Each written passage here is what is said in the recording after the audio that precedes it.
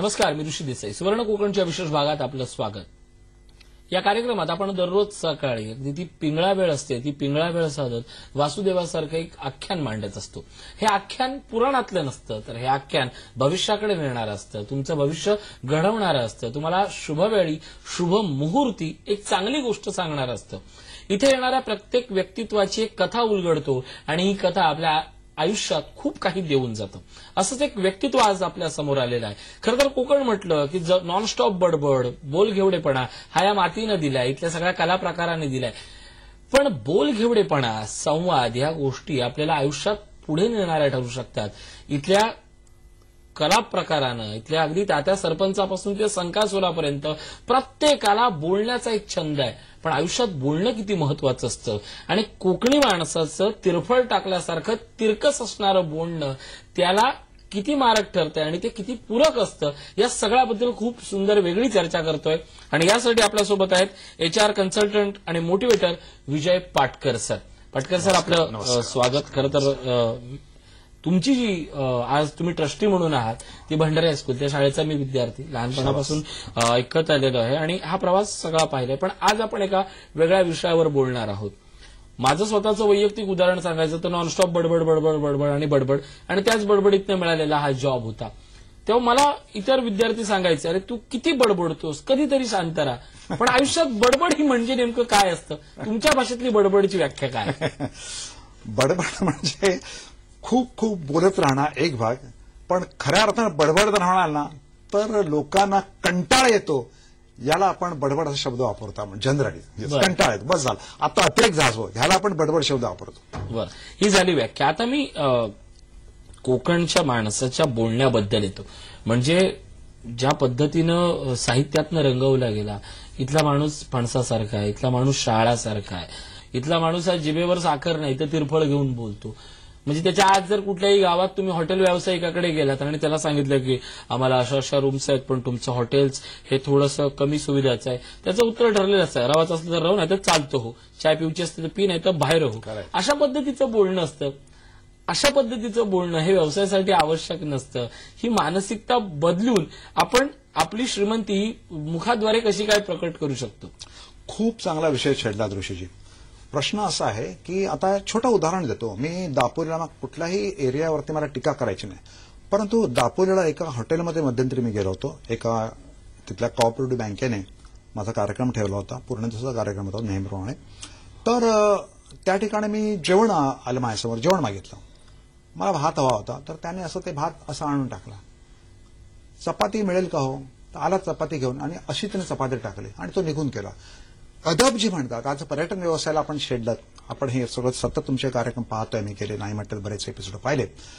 कोकणामध्ये पर्यटन हा विषय खूप मोलाचा विषय आहे. पण अदब जी म्हणतात, माया असते, विश्वास असतो, प्रेम असतं, सगळं असतं.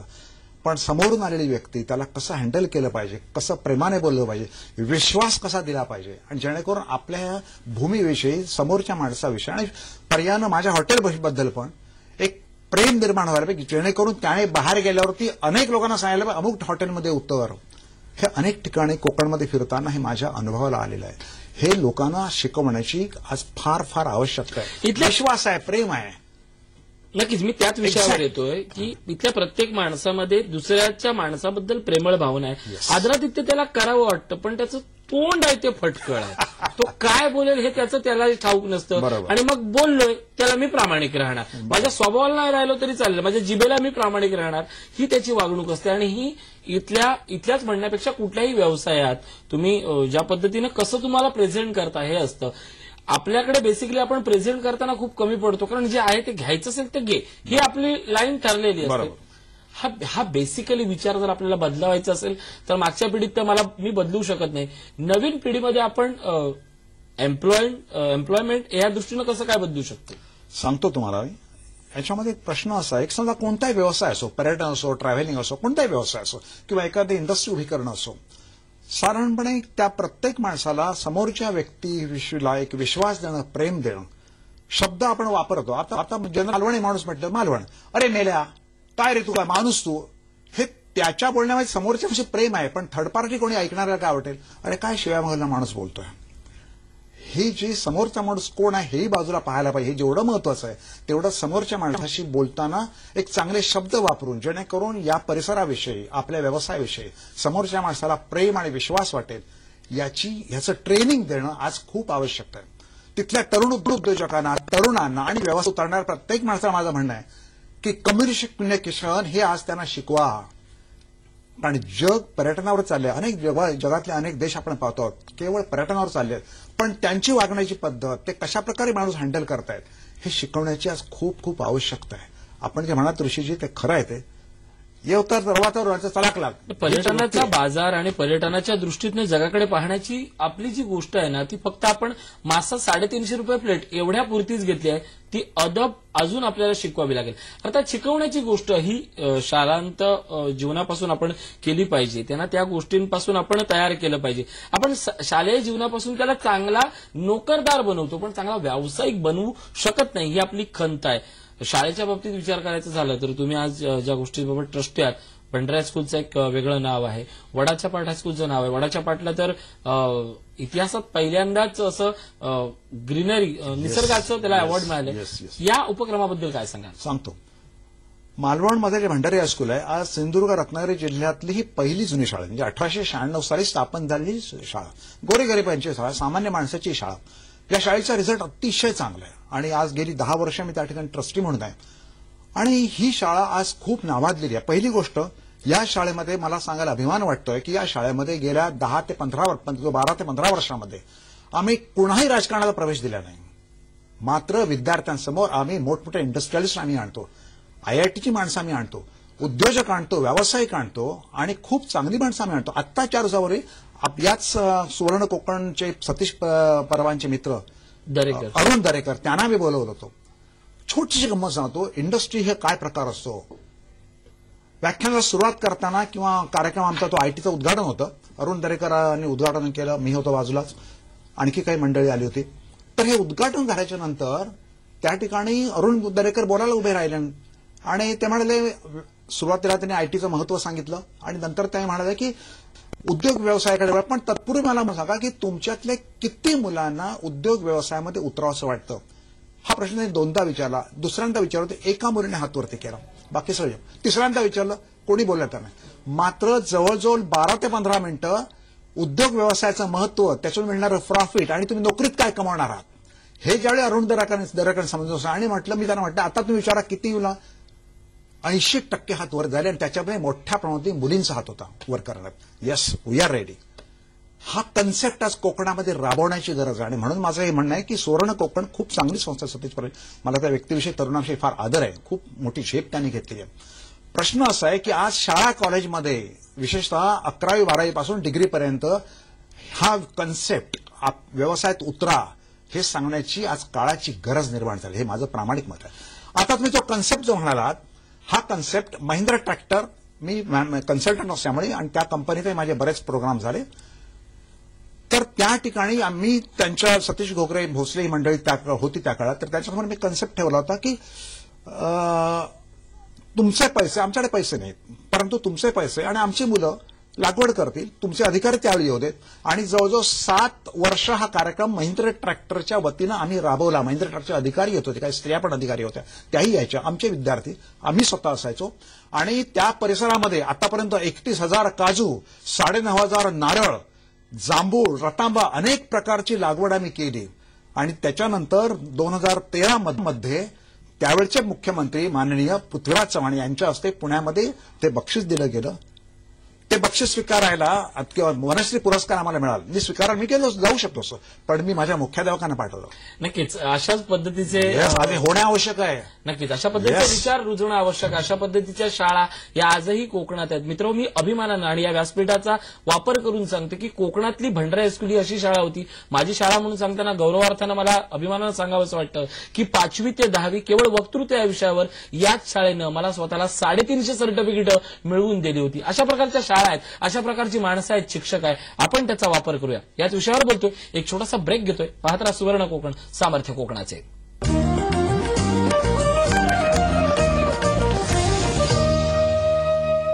ब्रेकनंतर विश्रांतीनंतर स्वागत. आपण बोलतोय विजय पाटकर सर यांच्यासोबत. मला सांगा की एकूणच व्यक्तिमत्व विकास, मोटिवेशन गुरु या सगळ्या गोष्टींचा विचार केला, कोकणचा विचार केला, तर आज बेसिकली कोकणातली पर्यटन चळवळ पाहिली तर काय होण्याची गरज आहे तुमच्या दृष्टीनं? खूप चांगला विचार मांडला ऋषीजी तुम्ही. आज कोकणमध्ये जे पर्यटन संस्था ज्या काही जात आहेत ते समुद्रकिनारे, तिथली मंदिरं हेच दाखवलं जात आहे. आज गरज आहे, कारण मी मालवण पट्ट्यातला आहे, तिथे एक फाटकावड म्हणून आहे. असा प्रचंड विस्तार झाला, किती वर्षापूर्वीचा परमेश्वर अष्टाव, पण त्याचं मुळच सापडत नाही. हे नाविन्य आहे. तिथूनच आता सतीश पवारांचंच गाव आहे तिथे वेरली म्हणून, तिथे एक तो प्रचंड झाड, उंच डोंगरावरती एकच झाड आहे ते, आणि खूप येतं. आज लोकांना, पर्यटकांनी नाविन्य हवं आहे. आज आपण गड किल्ले हे दाखवत नाही, आपण फक्त मंदिर आणि किनारे बघतो. आज कोणत्या युद्ध, कुठे कोणतं युद्ध झालं, आमच्या त्या मसुऱ्यापासून बांदुड्यापर्यंत एक त्या गड नदीवरती त्यावेळी घोडे जायचे पलीकडे जायला, सुकती आली की घोडे जायचे भगवतगडाकडे. अशा प्रकारचा हा नवीन जो कन्सेप्ट आहे हा त्या पर्यटकांना दाखवण्याचीच गरज आहे.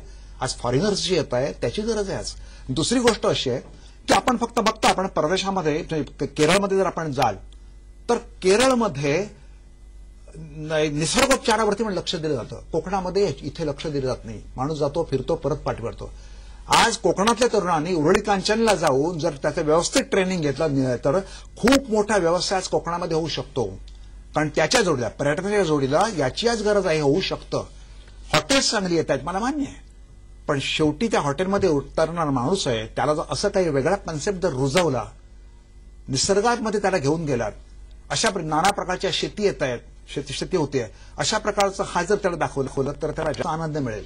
आज त्याची गरज आहे. त्याची आज याची गरज आहे. खरं तर या कार्यक्रमाच्या निमित्तानं आपण त्याच विषयावर बोलत असतो की जे हवामान कोकणचं आहे तेच केरळचं आहे, तेच दक्षिण भारताचं आहे. मग तिथे निसर्गोपचार असतील, मसाल्याची शेती असतील, मसाल्याची उत्पादनं असतील, त्याच्यावर लक्ष दिलं जातं. मग कोकणात का घेतलं जात नाही या विषयावर बोलून उपयोग नाही, त्या कृतीची आवश्यकता होती. सुवर्ण कोकणच्या निमित्तानं मागच्याच आठवड्यात दादरला मोठी वनौषधीची कार्यशाळा झाली. त्या कार्यशाळेत अनेक मान्यवरांनी विचार मांडले. आता 15-16 ऑगस्टला सिंधुदुर्गात अशी एक कार्यशाळा होती ज्यात वनौषधीबद्दल, शेतीबद्दल आणि त्या हवामानाबद्दल बोलण्याची आणि त्याच्याबद्दल काहीतरी करण्याची कार्यशाळा असेल. प्रश्न असा आहे की काहीतरी वेगळं पण आपल्या मातीशी घट्ट रोवणारं अशा उद्योगांचा विचार आज करण्याची निर्माण झाली आहे का? निश्चितपणे. आता साधा नारळ घ्या. नारळ, महाराष्ट्राची आजची गरज 78,000 मेट्रिक टन एवढा नारळ दक्षिणेच्या राज्यातून येतो. गेल्या वर्षी केरळने नारळापासून जे वस्तू दोरखंडावर तयार होतात त्याचा 126 कोटीचा एक्सपोर्ट केला केरळनं. आम्ही का नाही करू शकत? हे होऊ शकतं. आज त्याची गरज आहे. केवढा रोजगार कोकणातून उभा राहू शकतोय. केवळ पर्यटन नव्हे तर हे वनौषधी आहे. सह्याद्रीमध्ये एकंदर 84 प्रकारच्या आवश्यक त्या वनौषधी आज आहेत. खऱ्या अर्थानं 126 ते 130 वनौषधी आज बनायला लागत आहेत कारखान्यांना, जे काय रसशाळा वगैरे आहेत त्या. पण ह्या 84 वनस्पती पद्धतशीर लागवड केली तर आज मोठा एक्सपोर्ट होऊ शकतो.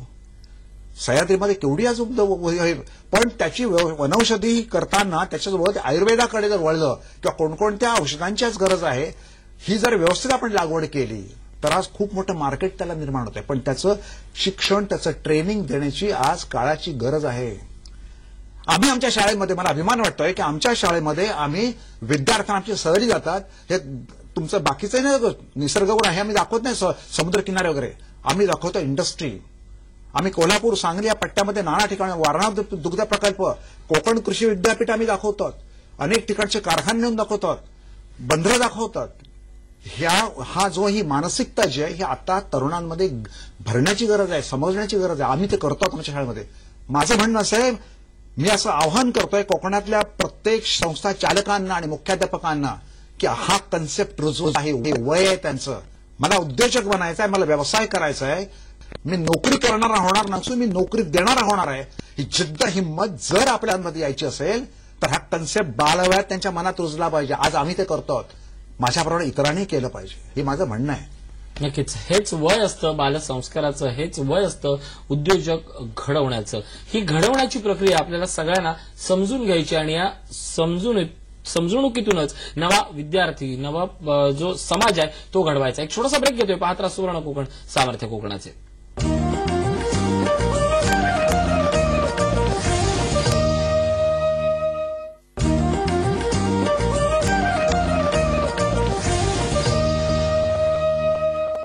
ब्रेकनंतर स्वागत. सुवर्ण कोकणच्या विशेष भागात अपडे पाटकर यांच्याकडनं प्रभावी व्यक्तिमत्व आणि नवे उद्योजक घडवण्याची फॅक्टरी म्हणजे काय ते समजून घेतोय. सुवर्ण कोकणच्या वतीनं अशाच काही कार्यक्रमाचं आयोजन करण्यात येतंय. अशाच उद्योजक, अशाच वक्त्यांकडनं तुमच्या मनावर ते संस्कार आपण रुजवतोय, बिंबवतोय. वेगवेगळे विषय असतील यासाठी अश्वमेध यज्ञ सुवर्ण क्रांतीचा एक मोठा प्रोजेक्ट राबवला जातोय आणि या प्रोजेक्टमध्ये सुवर्ण क्रांतीची 12 ज्योतिर्लिंग, कोकणातल्या वेगवेगळ्या विषयांवर अभ्यासात्मक परिसंवाद आणि परिसंवाद नाही तर थेट कृती असं त्याचं स्वरूप असणार आहे. स्क्रीनवर जे नंबर जात आहेत त्या नंबरशी कॉन्टॅक्ट करा आणि अश्वमेधमध्ये जरूर सामील व्हा. मला सांगा, कोकणातली शेती असेल, कोकणातला सगळा विकास असेल, त्याच्या एक मर्यादा या आपणच आखून घेतल्या आहेत. मर्यादा आखल्यामुळे त्याचं प्रॉफिटही तेवढंच. म्हणजे माझी बाग जरी मोठी असली तरी माझा दरवर्षी तोच दलाल, त्याच दलालाकडनं नोव्हेंबरमध्ये आला पैसा, मी समाधानी. हे दुष्टचक्र आज भेदण्याची गरज निर्माण आहे. कारण निसर्गानं आपल्या मर्यादा आणलेल्या आहेत, समुद्रातल्या जैवसंपदेनं आपल्या मर्यादा सांगितलेल्या आहेत. अशा वेळी तुमच्या हाताच्या मर्यादा थांबलेल्या नाही आहेत, त्या कशा वाढवू शकतो? निश्चितपणे नाना प्रकारचे उद्योग व्यवसाय होऊ शकतात. पण त्यासाठी ह्या ज्या आता कोकण कृषी विद्यापीठ, आमच्या मंडळींनी कोकण कृषी विद्यापीठ, ती माणसं तयार आहेत मदत करायला, सहकार्य द्यायला. अनेक क्षेत्रामध्ये आज माणसं मदत करायला तयार आहेत. पण आमच्या मंडळींनी जाऊन त्यांचं मार्गदर्शन घ्यायला हवं आहे, हे माझं म्हणणं आहे. आणि हे मार्गदर्शन घेण्यासाठी आमच्या कोचिंगमध्ये आता साधा खेकड्यातून केरळ केवढा मोठा उद्योगधंदा होऊ शकतो खेकड्याचा. पण त्याचं पद्धतशीर ट्रेनिंग हे कोचिंगमध्ये जर आता कोकण कृषी विद्यापीठानं त्याचे डॉक्टर वर्तकांची पनवेलमध्ये नेमणूक केली. किती लोकांना भेटलं पाहिजे, त्यांचं मार्गदर्शन आपण घेतलं पाहिजे. केवढा एक्सपोर्ट आहे त्या क्षेत्रामध्ये, केवढं मोठं पोटेन्शियल त्या व्यवसायामध्ये. अशा अनेक व्यवसाय कोकणामध्ये होऊ शकतात. पाटकर साहेब, आज तुम्ही कोकणबद्दल बोलता, कोकणबद्दल जाणता, उर्वरित महाराष्ट्रही आपण पाहिलाय. तिथल्या उद्योजकांची, तिथल्या शेतकऱ्यांची मानसिकता आणि आपल्या शेतकऱ्यांची, आपल्या उद्योजकांची, आपल्या स्थानिकांची मानसिकता जर तराजूत ठेवली तर एक गोष्ट जाणवतो, आपण अनुदान घ्यायला घाबरतो, आपण कर्ज घ्यायला घाबरतो, आपण मोठा विचार करायलाही घाबरतो. काय केलं पाहिजे या लोक? माझं असं प्रामाणिकपणे मत आहे की आताचे जे बँकांचे जे अधिकारी आहेत, राजकीय माणसं सोडून द्या, माझा जास्त विश्वास त्यांच्यावर आहे, पण बँकांचे जे अधिकारी आहेत त्या बँकांनी आज गावोगाव बचत गट असतील, आणखी माणसं असतील, पण यांचेच मेळावे घेऊन, बैठकी घेऊन लोन कोणकोणत्या क्षेत्रामध्ये आम्ही देऊ शकतो हे समजावून सांगण्याची आज खऱ्या अर्थानं गरज आहे. लक्षात ठेवा, हे जर झालं तर लोक घेतील. मानसिकता आपण बदलायला पाहिजे, पण आम्ही तिथे कमी पडतो आहोत. नाही, देणारे आहेत सरकारी पातळीवर, आर्थिक पातळीवर आहेत, पण घेणारे कमी पडतायत. त्यांना हात पुढे करायची भीती वाटते. ही मानसिकता ना, शेवटी ही मानसिकता बदलायला पाहिजे आणि त्यासाठी समजावून सांगायला पाहिजे. त्याच्या मनातली भीती तुम्ही बाजूला केली, माणूस पुढे येणार ना, निश्चितपणे पुढे होणार. नक्कीच हे होणार आणि हे होण्यासाठीच सुवर्ण कोकणचा आपण हा कार्यक्रम करतोय. सतीश परब आणि सुनील कोकण अशा उद्योजकांना थेट आता जिल्हा पातळीवर जाऊन टेलिव्हिजनच्या माध्यमातून असू देत, पुस्तकाच्या माध्यमातून असू देत, मुंबईत होणाऱ्या वेगवेगळ्या इव्हेंटच्या माध्यमातून असू देत, उद्योजकांना उद्योजक दाखवून नवी उद्योजकीय शक्ती आणि आर्थिक श्रीमंती आणण्याचा हा प्रयत्न सुवर्ण कोकण करते. तुमच्या उपक्रमाला शुभेच्छा कशा आहेत आणि काय आवाहन आहे संपूर्ण कोकणाला या प्रवाहात सामील करून घेण्याबद्दल? मला जे कोण ऐकत असतील तर सर्वांना माझं सांगणं आहे की सतीश परब या उमद्या तरुणानं जी मोहीम हातामध्ये घेतलेली आहे, मी त्याला लाख लाख शुभेच्छा देतोय. आणि त्याने जी आता टीम जी उभी केली आहे ही टीम पण चांगली, त्या व्यक्तीविषयी, त्याच्या सहकार्याशी मला प्रेम आहे. आणि ही जी मोहीम आहे, ह्या मोहिमेमध्ये अनेकांनी सामावून घेणं आवश्यक आहे. मुख्य म्हणजे कोणकोणते व्यवसाय होऊ शकतात याचा नीट अभ्यास करणं ही गरज आहे. मात्र त्याचबरोबर पुढच्या ठेच मागचा शहाणा, हे मत शंतनुराव किर्लोस्करांनी जे दोष सांगितले होते खूप मोलाचे आहेत. की आपण मराठी माणसं 2 म्हणींमुळे मागे पडलो आहोत. एक म्हणजे मोडेन पण वाकणार नाही, नम्रता हा घ्यायलाच पाहिजे. आणि दुसरी, हे दुसरी अंथरूण बघून पाय पसरा. गुजराती माणूस अंथरूण पुढे जातो आणि त्याला माहिती आपण पुढे सरकणार आहोत, पण आपण अंथरूण बघून तिथेच आम्ही थांबतो. हे आमची चूक आहे. हे किर्लोस्करांनी मांडलेले विचार त्या काळात काही वर्षापूर्वी फार मोलाचे आहेत. आज सगळ्या माझे जे काही ऐकतात त्यांना माझं हे आव्हान आहे की नीट अभ्यास करा, काय होऊ शकतं आणि मार्गदर्शन घ्या. तुमच्या गावामध्ये एखादी बाहेरची व्यक्ती आली तर त्याला जरूर भेटत चला, त्यांचं मार्गदर्शन घेत चला. कमीपणा मानू नका, संकोच करू नका, लाजू नका, हिंमत मारून पुढे व्हा, बुद्धी शाबूत ठेवा. यश शेवटी तुमच्या हातामध्ये आहे. हे माझं प्रामाणिकपणे पुन्हा एकदा सतीश परब आणि त्यांच्या सर्व सहकाऱ्यांना मी शुभेच्छा देतोय. नक्कीच यश शेवटी आपल्या हातात असतं. फक्त आपण ते हात फैलावायचे कधी आणि हात उंचवायचे कधी या गोष्टींची गल्लत करतो आणि आपण आपल्यालाच ओळखून घेण्यात कमी पडतो. असलेले हात सागरगोटे उडवून त्या पद्धतीने खेळ खेळण्यात करतो. उडाला तर सागरगोटा, मिळाला तर सागरगोटा, तेवढंच माझं नशीब समजतो. पण यश म्हणजे सागरगोटा कधीच नसतं. यश हाताच्या तळहातावरच्या रेषांवर असतं, किंबहुना त्याच्या पुढे जाऊन तळहातावर आलेल्या कष्टाच्या फोडांमध्ये यश लपलेलं असतं. पाटकर सर, आज तुम्ही इथे आलात, खूप सुंदर मार्गदर्शन केलं. आभार. नमस्कार.